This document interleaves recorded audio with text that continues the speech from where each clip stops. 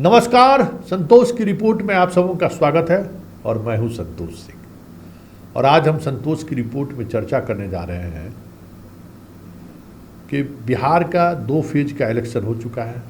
दोनों फेज में कौन जीतेगा कौन हारेगा उसके भाग्य का फैसला ईवीएम में बंद हो चुका है। लेकिन एक सवाल बार बार लोगों के जहन में आ रहा है कि आखिर सिर्फ मौसम की वजह से, गर्मी की वजह से ही लोग वोट करने नहीं जा रहे हैं या फिर कुछ और वजह है। क्योंकि 2 ऐसी कॉन्स्टिट्यूएंसीज हैं जो कॉन्स्टिट्यूएंसीज संघ और बीजेपी के लिए बहुत ही अनुकूल है और जहां बरसों से काम संघ और बीजेपी का चल रहा है। संघ का तो बरसों से काम चल रहा है। यूं कहें तो संघ बिहार में प्रवेश किया तो सबसे पहले इन्हीं इलाकों में प्रवेश किया जहां उन्हें मुसलमानों को लेकर जो उनका नैरेटिव है उस नैरेटिव को अच्छे तरीके से बढ़ाया जा सकता है। फल फूल सकता है।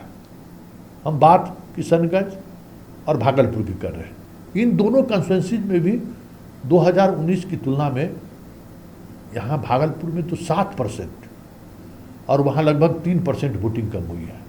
और अगर ओवरऑल हम बात करें जिन 5 कॉन्स्टिट्यूएंसीज में वोटिंग हुई है तो लगभग 11.5% वोट कम पड़े हैं पिछले चुनाव की तुलना में। इसकी क्या वजह है?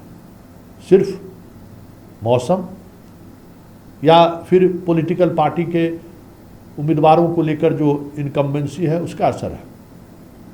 ये सारी विषय पर हम सोच ही रहे थे। उसी दौरान कल वोटिंग के दौरान एक संघ के बड़े ओहदे पर पूर्व मतलब बैठे हुए एक व्यक्ति का फोन आया। चुनाव के सिलसिले में ही बातचीत हो रही थी। अचानक उनके व्हाट्सएप स्टेटस पर, क्योंकि उससे पहले एक मैसेज उनका आया था, हमारी नज़र पड़ गई। उन्होंने व्हाट्सएप स्टेटस पर दीनदयाल उपाध्याय का एक कोटेशन लगा रखा था और वो कोटेशन बहुत कुछ कह गया। जैसे उस कोटेशन को हमने देखा मैं समझ गया कि कुछ न कुछ हो रहा है।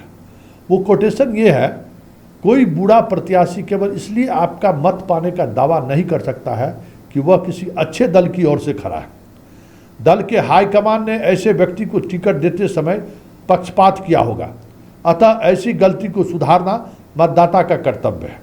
ये दीनदयाल उपाध्याय ने 1961 में लिखी है ये बात। ये उनके स्टेटस में लगा हुआ था। तो ज़्यादा उनसे इस संदर्भ में मैंने नहीं सवाल किया, लेकिन जब इस स्टेटस के आधार पर संघ से जुड़े लोगों से जब हमारी बातचीत होने लगी तो पता चला कि ये मैसेज पूरे वायरल हो गया है संघ और उसके अनुषंगिक संगठन से जुड़े लोगों के बीच। मैं हैरान रह गया, इसका मतलब क्या है और ये मैसेज देने की जरूरत क्यों पड़ी? जब इलेक्शन खत्म हुआ तो बहुत सारी चीज़ें समझ में आनी शुरू हो गई। संघ पूरी तौर पर अपने आप को इस इलेक्शन से अलग रखा है, वजह जो भी रही हो। लेकिन ये साफ हो गया है कि इस बार मोदी को लेकर भी संघ उस तरीके से काम नहीं कर रही है, उस तरीके से काम में जुटी हुई नहीं है जिस तरीके से 14 और 19 में जुटी हुई थी। क्योंकि संघ कहीं न कहीं लग रहा है कि बीजेपी से नाराज है और इसकी नाराजगी समझ आई भागलपुर जैसे कॉन्स्टिट्यूएंसीज में जहां संघ का सबसे ज़्यादा काम आज भी हो रहा है, किशनगंज जैसे कॉन्स्टिट्यूएंसी में जहां संघ का सबसे ज़्यादा काम आज भी हो रहा है। लेकिन आप देखेंगे कि संघ से जुड़े हुए लोगों ने वोट करने के लिए गए ही नहीं, बाहर ही नहीं निकले। दूसरे वोटर को निकालने की बात तो दूर, खुद बाहर नहीं निकले। और इसका असर किशनगंज के चुनाव पर भी देखने को मिलेगा और भागलपुर पर तो आज तो चर्चा शुरू हो गई है।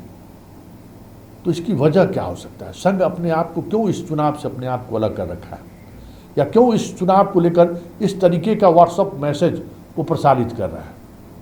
तो कहा जा रहा है कि टिकट वितरण को लेकर भी संघ सहज नहीं है, बिहार में भी और बिहार से बाहर भी। कई ऐसे संघ के चाहने वाले लोग हैं, संघ से जुड़े हुए लोग हैं जिनके बारे में संघ की इच्छा थी कि उन्हें टिकट दिया जाए, लेकिन संघ की इच्छा को इस कदर नज़रअंदाज किया गया जो ये साहस वाजपेयी भी नहीं कर पाए थे, मोदी भी इस तरीके का साहस जुटा नहीं पाए थे। लेकिन इस बार मोदी ने भी उस तरीके का साहस जुटाया। बिहार में ही अश्विनी चौबे का टिकट कटना, संघ कहीं न कहीं उससे नाराज है।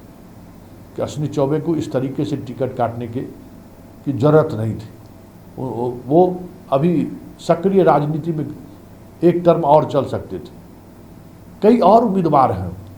फिर बीजेपी की जो कार्यशैली है, जिस तरीके से हिंदू मुसलमान को लेकर सीधे सीधे तौर पे मोदी अटैक कर रहे हैं, उसको लेकर भी संघ सहज नहीं है। जो कल हमारी जो बातचीत हुई थी, ठीक अररिया की सभा के बाद उनसे बात हो रही थी। उन्होंने कहा कि देखिए संतोष जी, इस तरीके से प्रधानमंत्री पद पर बैठे हुए व्यक्ति को नहीं बोलना चाहिए जो वो बोल रहे हैं। इससे हम जो संघ की जो धारणा है कि हिंदुस्तान में रहने वाले तमाम लोग सनातनी हैं, तमाम लोग के शरीर में एक ही तरह का रक्त है, वो चीज़ें टूट रही है और इसका असर काफ़ी गहरा होगा, जिसको भरना बहुत बहुत मुश्किल है। देश विभाजन के बावजूद भी यहाँ कुछ दिनों तक लोगों के बीच तलखी रही, लेकिन धीरे धीरे हम लोग साथ जीना सीख लिए। यहाँ लड़कर ये इस तरीके का इजराइल नहीं है, ये फिलिस्तीन नहीं है। यहाँ मुसलमान भी जो है सो बहुत सारी भारतीय संस्कृति से अपने आप को अलग आज भी नहीं कर पाया है वो।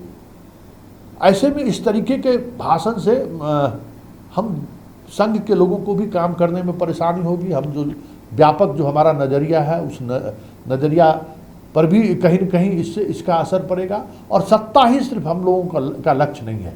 सत्ता हम लोग प्राप्त किए, राम मंदिर भी बन गया, धारा 370 भी हटा दिया गया, कश्मीर के इशू पर जो हम लोगों की लड़ाई थी वो भी हो गई, लड़ाई पूरी हो गई है। CAA और बाकी चीज़ें हैं, वो भी चीज़ें चलती रहेंगी। लेकिन अब मथुरा को आगे बढ़ाना, काशी को आगे बढ़ाना, ये सारी चीज़ें ऐसी हैं जो एक तरीके से समाज में कटुता बढ़ा सकता है।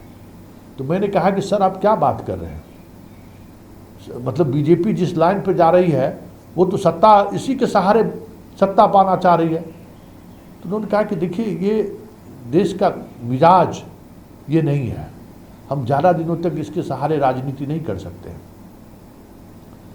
तो बहुत सारी बातें उनसे हुई और ये संकेत उन्होंने कहीं न कहीं उनके बातचीत से ये लग गया कि संघ इस बार के चुनाव में बहुत कम ऐसे उम्मीदवार हैं जिनको लेकर वो दिलचस्पी दिखा रहा है।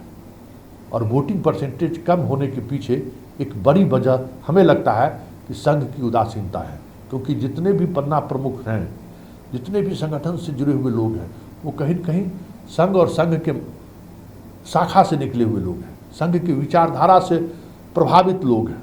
और वो अगर उदासीन हुआ तभी ये स्थिति बनी है वोटिंग परसेंटेज की।